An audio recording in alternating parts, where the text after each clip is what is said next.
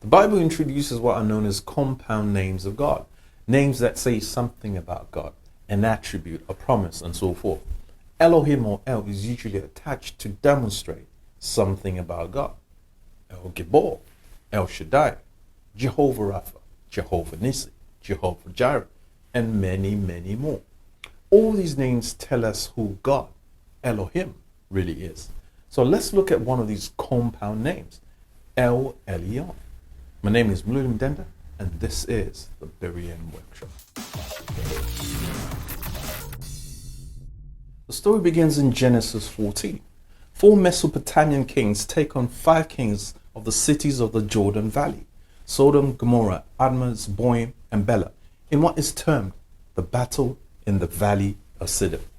The 5 kings in the Jordan Valley had revolted after 13 years of being ruled by Kedorlaomer. Kedorlaomer and 3 kings go to war against the 5 regional kings or chiefs of these cities. Kedorlaomer's army was a formidable army whose conquest included the Raphaites and the Zuzites, armies of giants like Goliath.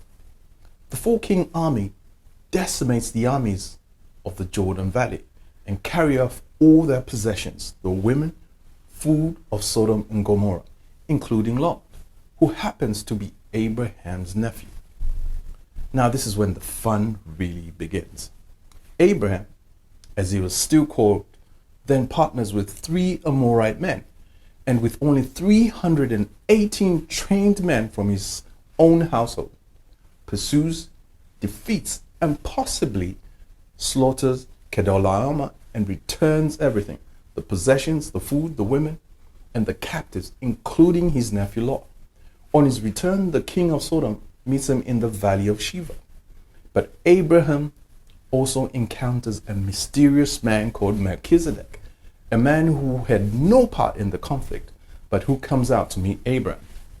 He is described as the king of Salem, a priest of the Most High God, or El-Elyon. This is the first place we see the use of this epithet. Elyon means highest or supreme. Melchizedek blesses Abraham, saying, "Blessed be Abraham by El-Elyon, creator of the heavens of earth, and praise be to El-Elyon, who has delivered your enemies into your hands." Abraham is introduced to El-Elyon, the supreme and the most high, who hands the armies of 4 kings to nobody with 380 men from his own household. El-Elyon brings deliverance to those who trust him. Psalm 91 verse 1 and 2 reads, "He that dwells in the secret place of Elyon shall abide under the shadow of El Shaddai. And I will say of Yahweh, he is my refuge and my fortress, my Elohim, in whom I trust." Verse 9 further reads, "If I say the Lord is my refuge, and make Elyon your dwelling, no harm will overtake you, and no disaster will come near your dwelling." In Daniel chapter 4, King Nebuchadnezzar erects a golden image of himself and demands that everyone bow down and worship him, or be thrown into a blazing furnace. 3 Hebrew boys trust in Yahweh.